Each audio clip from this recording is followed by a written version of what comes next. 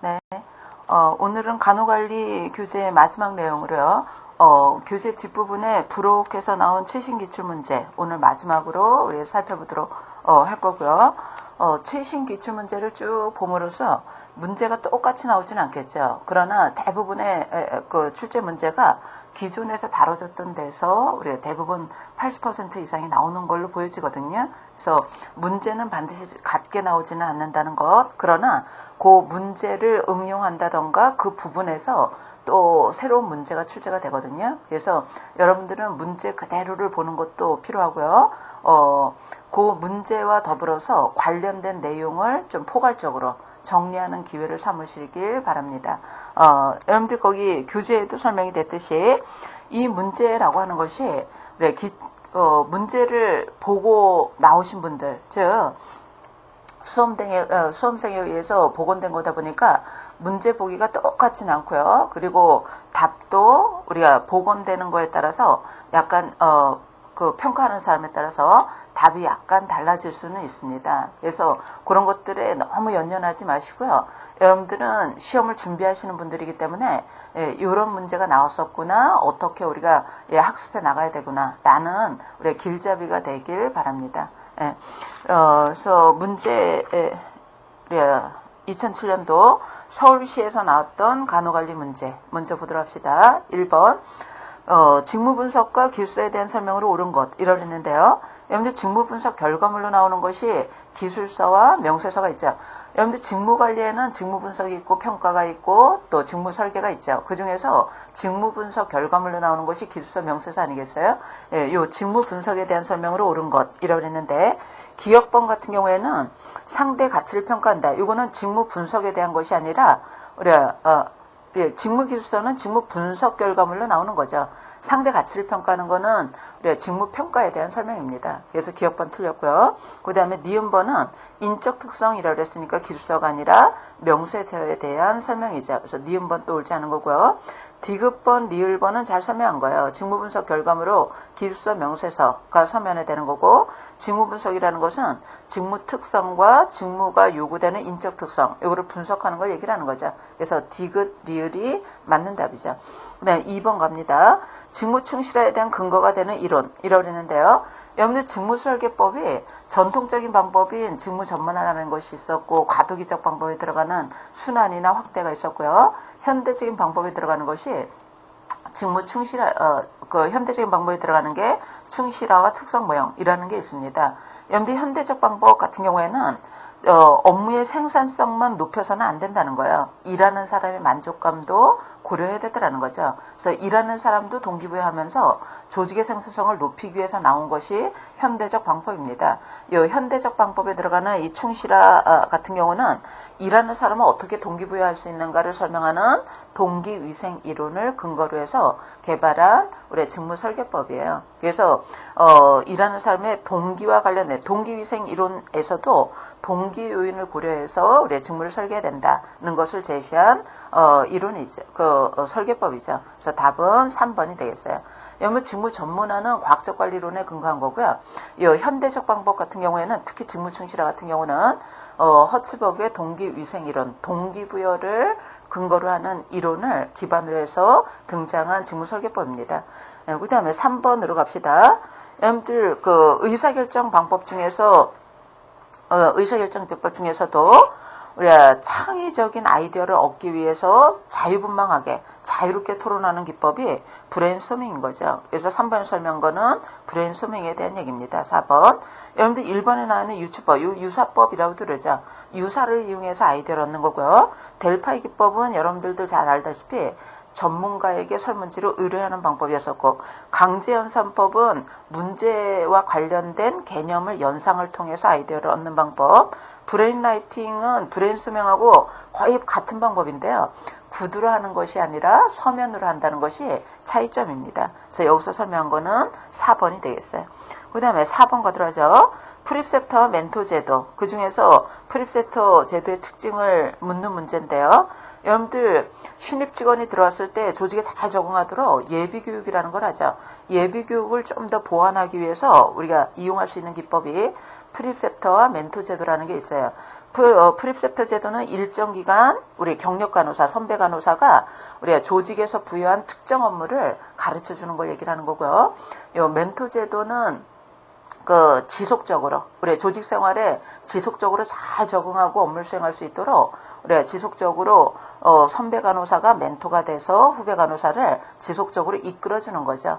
그래서 업무뿐만 특정 업무에 대한 것만 하는 게 아니라 업무에 대한 것, 개인적인 것 광범위하게 이끌어주는 제도를 얘기를 합니다. 그러면 4번 볼까요? 프리셉터만의 특징 이러는데 우리가 특정한 목표가 없이 이루어지는 게 멘토 제도입니다. 프리셉터는 우리가 특정 목표를 달성하기 위해서 하는 거거든요. 그래서 1번 틀렸고, 그 다음에 2번에 경력개발. 여러분들 경력개발이라는 것이 다양한 업무를 수행할 수 있도록 능력을 개발하는 거거든요. 이렇게 하려면은 지속적으로 이끌어줘야 되는 거죠. 그래서 경력 개발은 멘토와 관련되어 있는 거고 특정 업무를 잘 수행하도록 지도하는 것이 우리가 프리셉터와 관련된 거예요. 그래서 2번도 멘토 제도의 특징이기 때문에 이거 옳지 않고요.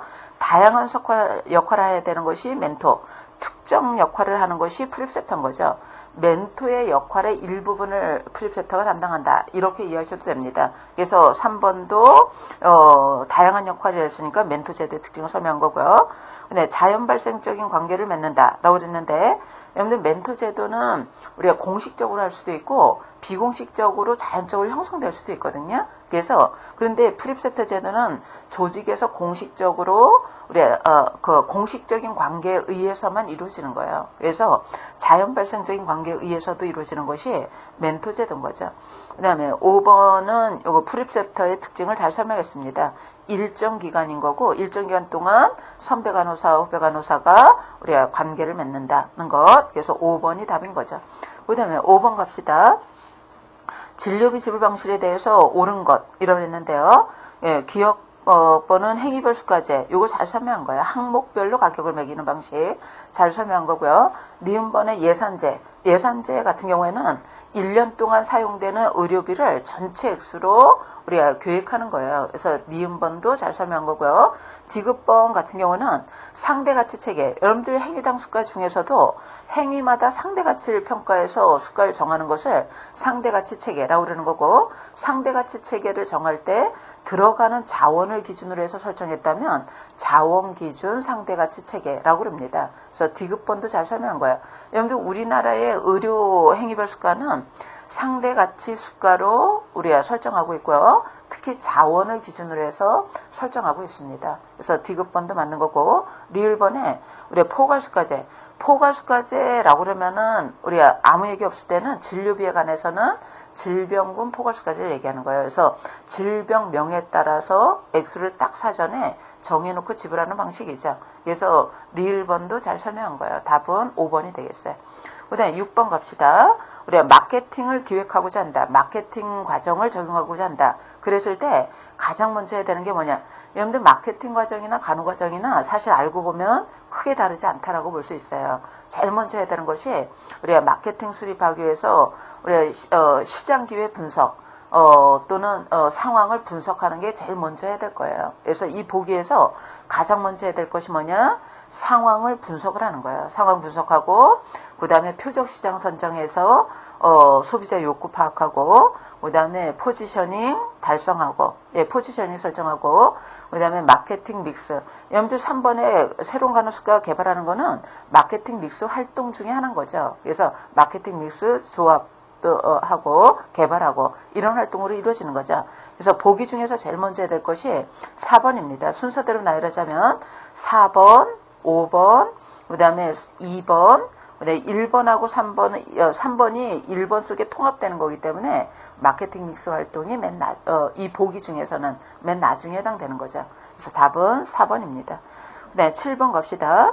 여러분들 법적 의무에 대한 것, 우리 간호사가 업무 수행하는 데 있어서 법적 의무에 대해서 설명했는데 법적 의무일 수도 있지만 사실은 내용을 쭉 볼 것 같으면은 우리가 법적 의무를 법에서 정한 의무를 다 수행해야 되지만 예기치 못하게 간호사가 고의든 과실이든 잘못해서 환자에게 피해가 있는 경우 우리가 당사자끼리 해결하면 좋겠지만 피치 못하게 최후에 법적 소송까지 가는 경우가 있거든요. 그래서 요 7번 문제는 우리가 법적인 문제, 우리 간호사고가 발생해서 법적인 문제가 야기됐을 때 사용하는 용어 개념을 묻는 거죠. 그죠? 그래서 옳게 설명한 게 뭐냐라고 그랬는데요.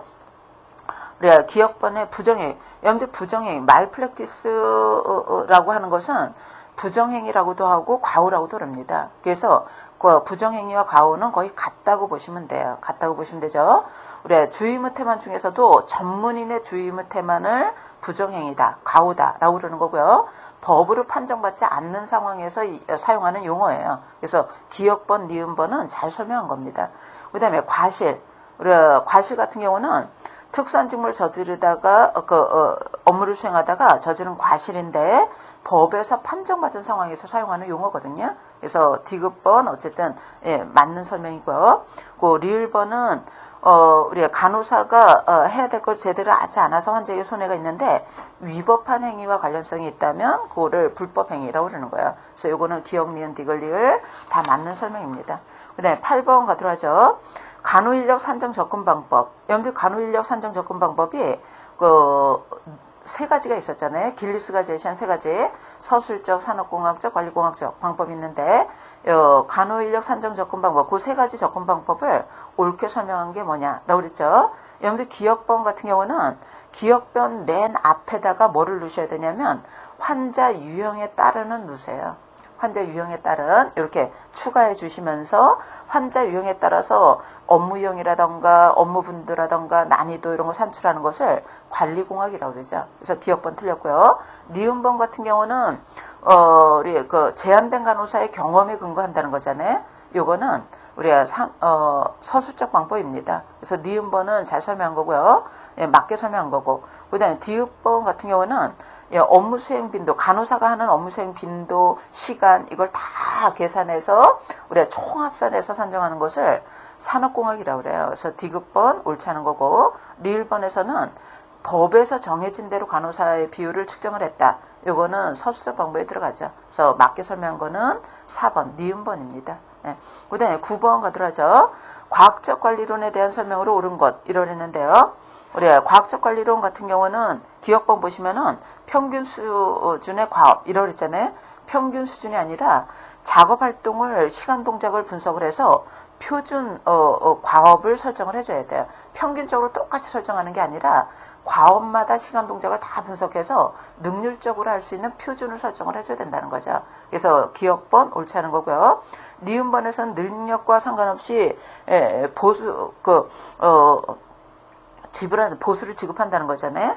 요거 옳지 않죠. 과학적 관리론에서는 작업 생산성을 높이기 위해서는 능력과 관계이시 또는 성과와 관련해서 보상을 해줘야 된다라고 설명합니다. 그래서 니은번은 능력 관계없이 요거 옳지 않은 거고 일괄적인 것도 옳지 않아요. 능력에 맞게끔 보상을 해야 된다는 거야. 디귿번은 잘 설명한 거고 리을번도 잘 설명한 겁니다. 그래서 답은 3번이 되겠고요. 그 다음에 10번에 여러분들 TQM 도구가 여러 가지가 있었잖아요. 그 중에서 우리가 문제 해결을 위한 분석 도구 중 문제의 원인을 알아보는데 원인과 결과의 관계를 알아보는데 이용하는 도구가 우리가 피시본 차트 4번이죠. 피시본 차트 번역할 때 어골도 물고기 뼈 그림 일본의 이시카와라는 사람이 개발했기 때문에 이시카와 그림 원인 결과도 여러 가지로 번역을 하죠. 그래서 답은 4번이 되겠고요. 1번의 런 차트는 추세표를 얘기하는 거고 그 다음에 플루 차트는 업무 흐름도를 얘기하는 거죠. 과정을 파악할 때 유용하고요. 페라토 차트하고 히스토그램은 막대 그래프를 얘기합니다. 빈도양 이런 거 한눈에 딱 볼 수 있도록 그릴 때 이럴 때 적합한데 근데 이 페라토 차트는 막대가 떨어져 있는 거예요. 명목적도일 때. 그 다음에 히스토그램은 막대가 붙어 있잖아요. 우리 연속 지표로 측정한 양과 빈도를 나타낼 때 이럴 때 사용합니다. 그래서 답은 4번인데 문제는 4번만 나오지 않겠죠. 나머지 보기도 언제 활용할 수 있는가 이해를 하셔야 될 거고요. 그 다음에 11번으로 갑시다. MBU 기법, 우리의 참여관리라 목표관리다 여러 가지를 부르죠. MBU에 대해서 맞게 설명한 것이 목표는 구체적, 기억법 맞죠. 측정 가능한 맞는 거고 시간 비용에 대한 제한이 없다. 요거 옳지 않습니다. MBU 기법을 성공하려면은 우리가 결과 중심으로 목표 설정하기 때문에 과정 속에서 시간과 비용의 낭비를 막기 위해서는 시간 비용에 대한 제한이 있어야지 이 기법이 성공할 수 있어요. 그래서 디귿번은 옳지 않은 거고요. 리을번은 구성원 참여. 이거 맞는 거죠. 답은 1번이 되겠어요.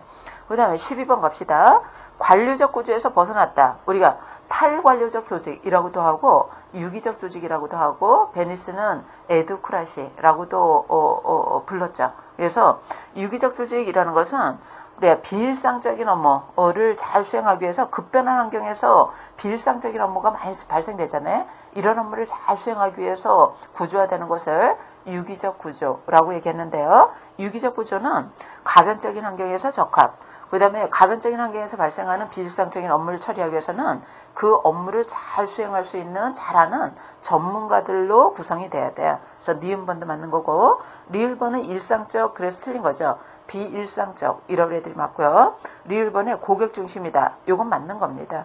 우리가 그때그때 고객이 원하는 서비스를 잘 제공하기 위해서 비일상적인 업무를 잘 처리하기 위한 구조를 유기적이라고 그러는 거죠. 답은 3번이 되겠고요. 그 다음에 13번으로 갑시다. 우리가 마케팅 믹스에 대한 설명으로 옳은 것 이라고 했는데요.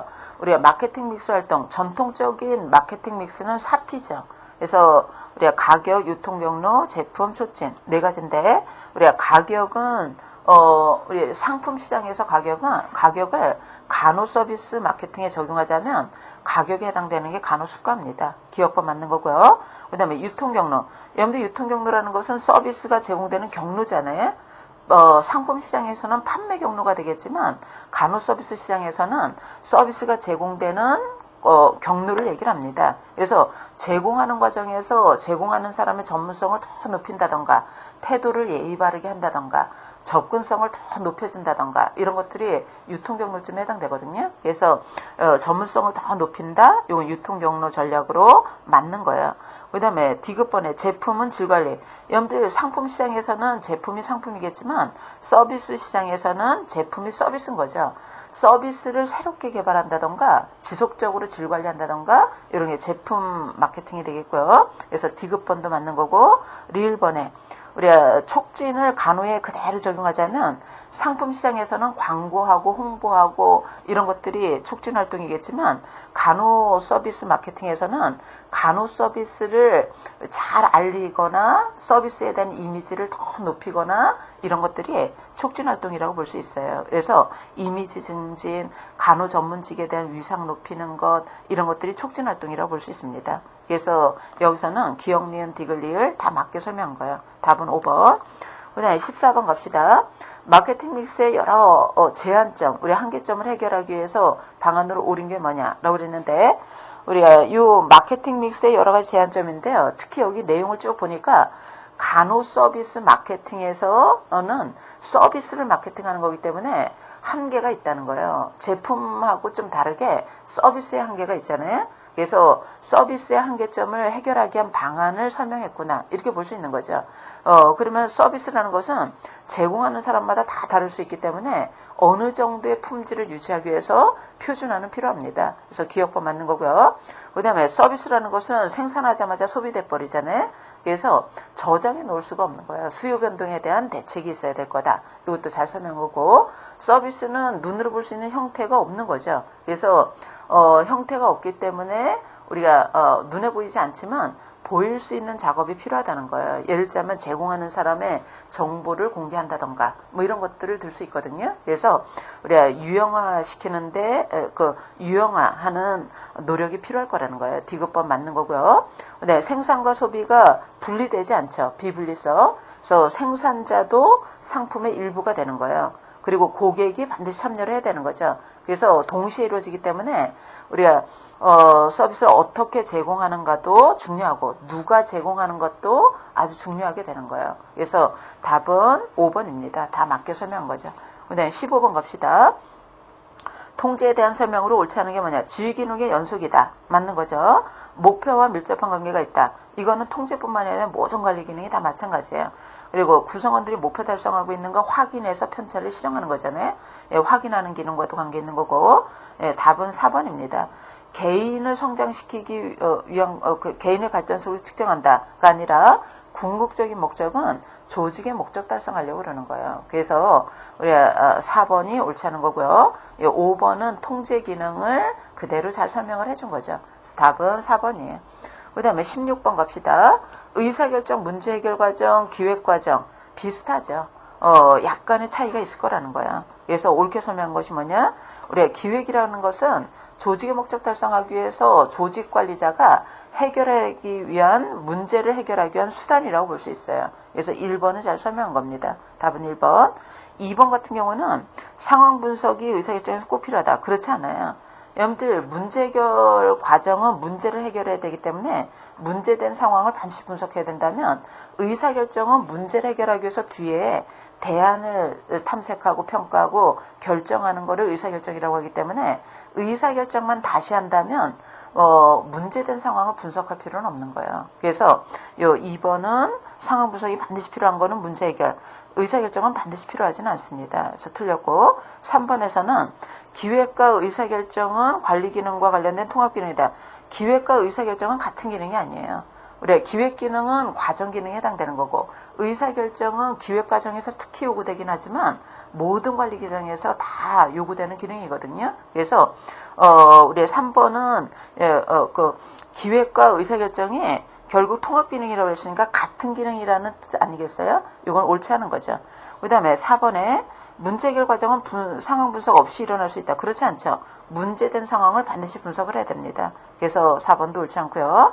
5번에 문제 해결은 대안을 선택하는 과정이므로 두 개상의 대안 중에 한 가지 선택.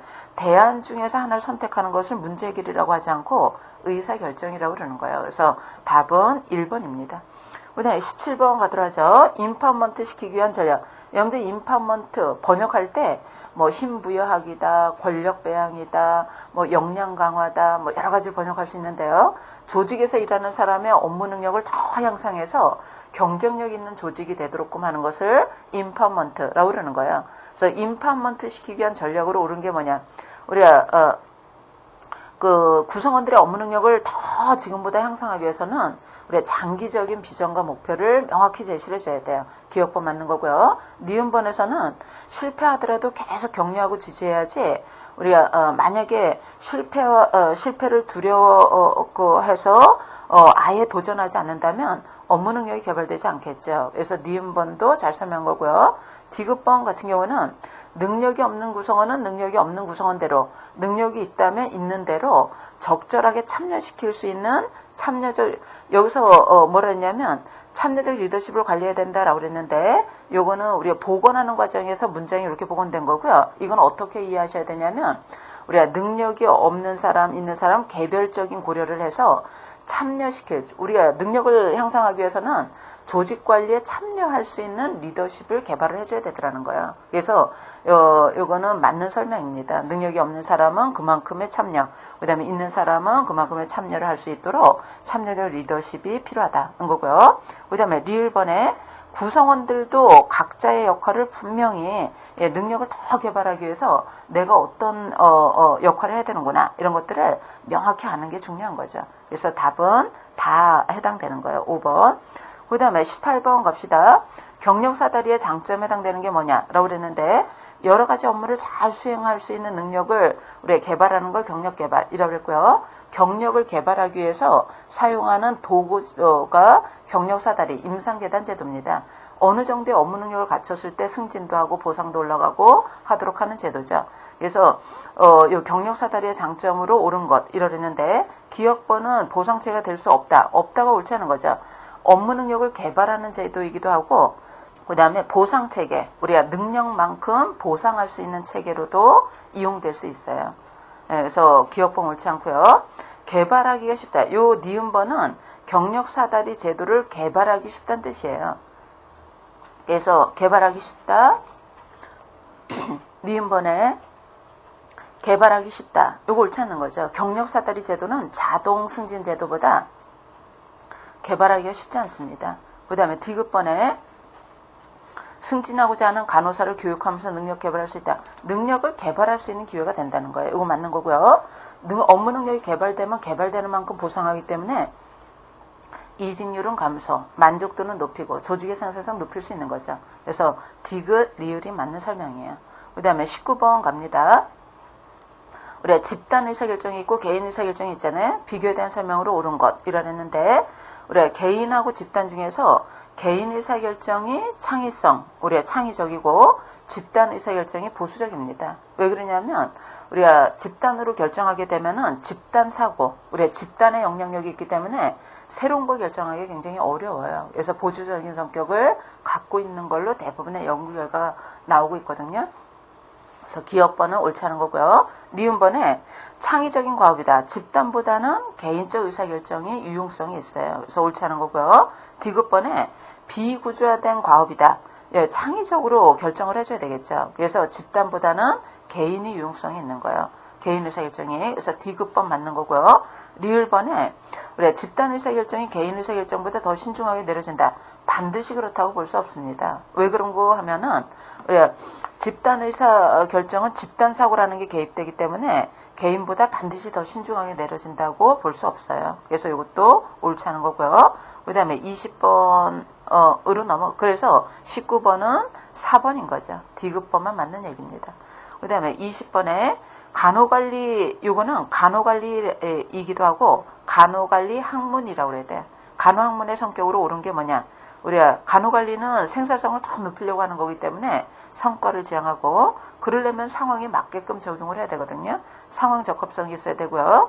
그 다음에 간호관리 학문은 집단도 대상이고 개인도 대상이고 조직 자체도 대상이기 때문에 여러 학문을 적용해야 됩니다. 그래서 종합과학적인 성격을 갖고 있다라고 볼 수 있고요. 그 다음에 간호관리는 조직의 성과를 더 높이기 위해서 일하는 사람을 동기부여해야 되거든요. 그래서 사람을 동기부여에 관해서 하는 학문이기 때문에 연구하기도 하기 때문에 사람들이 어떻게 해야지 업무를 더 열심히 하는가를 연구하게 되잖아요. 인간 중심적인 성향을 갖고 있기도 합니다. 그래서 이거는 기역, 니은, 디귿, 리을 다 맞는 설명이에요. 예, 잠시 쉬었다가 우리가 경기도 문제 들어가도록 하죠.